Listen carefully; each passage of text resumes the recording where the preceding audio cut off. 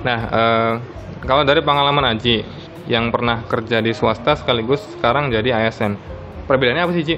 Perbedaan jadi di swasta dan di ASN. Kita nggak ngomongin finansial ya, masalah entah itu lingkungan kerja, beban kerja dan sebagainya. Kalau tadi sorry apa? Perbedaannya tentang apa? Perbandingannya Perbandingan dari tentang apa? bekerja di sektor swasta dan sekarang jadi abdi negara atau ASN gitu. Bedanya apa gitu? Mm-mm. Kalau untuk beda mah kita ya sama aja, kita juga kuli sih sebenarnya. Waduh, Iya. ya tawadu teman-teman. Ya kita kerja sama, mau di swasta mau di negeri gitu kan. Ya kita basicnya kan kerja kan gitu. Iya. Cuman di sini yang bikin lebih tenang aja gitu kan, kalau udah CPNS, udah jadi PNS kan, udah ada pegangan lah untuk sekian untuk kerja. Dan juga apa namanya, kalau di swasta tuh saya pernah kan setahun berhenti cari lagi kerjaan yang lain. Kalau sudah ASN kan ya alhamdulillah udah satu lah sampai udah nyaman lah ya. Iya gitu. Dan ini Ci, sebenarnya kita mau meluruskan pemahaman ya. Yang namanya PNS atau ASN itu bukan profesi kan ya. Itu adalah status kepegawaian, tapi bukan profesi. Misalnya ada orang nanya, Ci kerjanya apa? Kalau kamu jawab, saya PNS tuh kan salah berarti kan? Ya salah Pak. Iya. Gimana tuh? Ya kalau PNS kan itu kan hanya sekedar apa namanya? Status kepegawaian kan, maksudnya kebedaannya kalau misalkan saya karyawan swasta bekerja di sektor swasta kerja ke orang gitu, kalau PNS kerja untuk negara gitu kan. Negara, abdi negara. Ya gitu, iya. Itu hanya sekedar apa namanya, penggolongan aja sih. Jadi kalau ditanya kerjanya apa, jangan jawab PNS ya, itu bukan pekerjaan, bukan profesi. Bukan. Iya. Itu kalau ditanya kerjanya apa ya harus spesifik dong. Kan PNS kan banyak. Iya. Itu kan ada guru, ada apa namanya ya sipir, ada lain-lain banyak gitu. Iya. Ini mungkin di part ini ya, di part CPNS adalah pertanyaan terakhir Ci. Boleh dikasih pesan kesan gitu atau motivasi buat teman-teman yang sekarang lagi pengen nyoba CASN 2021, silakan Ci. Pesan-pesannya yang pertama yang tadi awal banget saya baca ya, saya sampaikan, jangan malas baca. Kita harus teliti gitu kan, karena pendaftaran ini setahun sekali dan kita harus pintar-pintar memotivasi diri sendiri gitu. Oke. Terus ya jangan mudah apa kata teman gitu. Ada teman juga dulu saya waktu pas seleksi ketika lari bareng tes Samapta. Emang saya awal pas 6 putaran kan, total 6 putaran.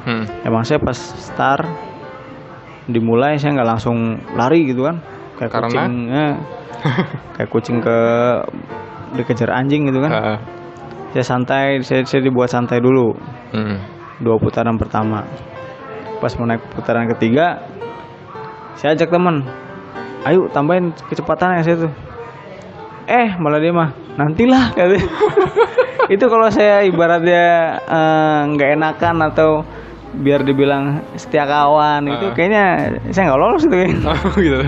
Iya. Kan saya udah bagi-bagi tuh. 12 putaran. Berarti kalau dibuat rata 1 putaran 2 menit gitu kan. Saya 3 putaran tuh 2 menit dulu. 3 putaran 2 menit.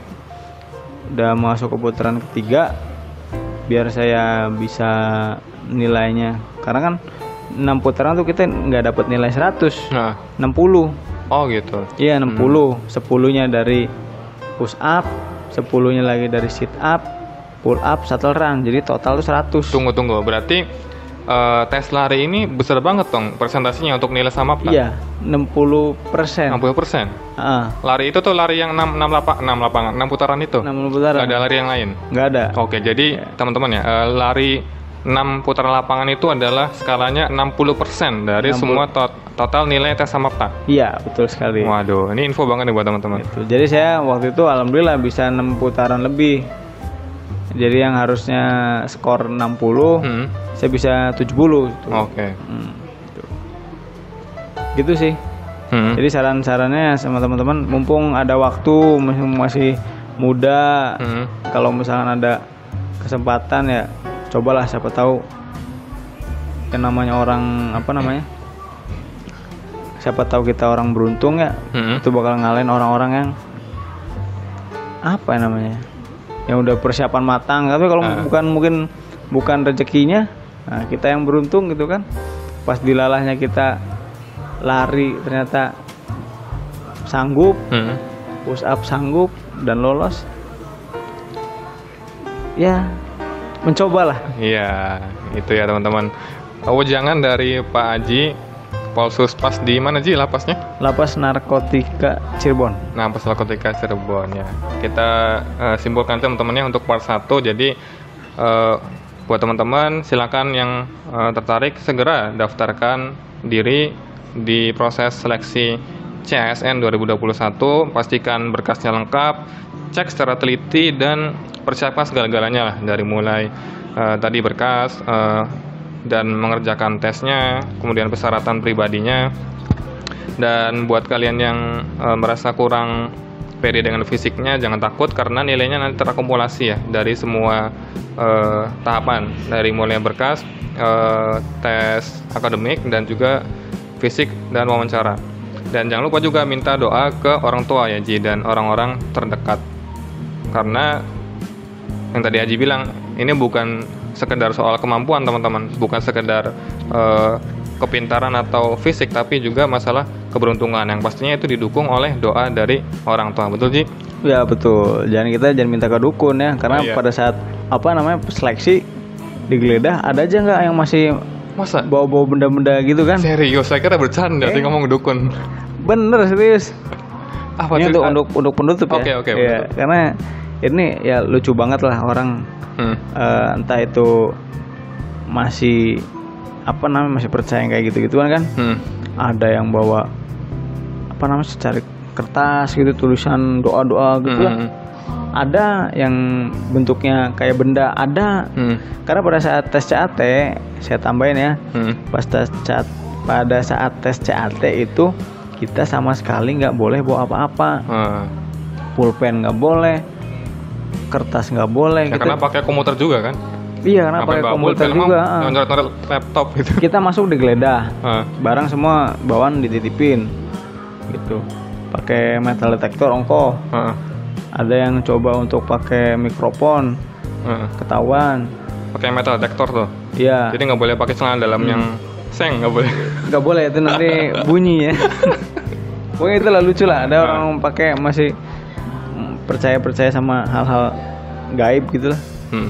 Wah, ini menarik nih, saya baru tahu teman-teman, ternyata ada juga yang pakai cara-cara gaib ya. Jalur belakang curang, gaib lagi ya. Jalur hitam itu. Hitam belakang kotor lagi. Nggak mempan. Iya. Oke, itu teman-teman untuk part 1 kali ini tentang kiat-kiat CPNS atau CSN 2021. Dan terakhir sekali lagi, jangan lupa teman-teman akses infonya dari situs web resminya. Cari info yang paling update dan yang paling valid ya, yang tentunya. Jangan lupa juga gabung ke berbagai macam komunitas, mungkin grup-grup yang sesama pejuang NIP tadi, buat teman-teman supaya bisa ada teman diskusi, supaya bisa belajar dari pengalaman orang lain. Oke, itu aja. Di part 2 nanti kita bakal ngebahas tentang profesi dari Aji sekarang, yaitu Polsus Pas atau sipir. Mau tahu gimana? Lanjut ke part berikutnya. Untuk sekarang, sampai jumpa.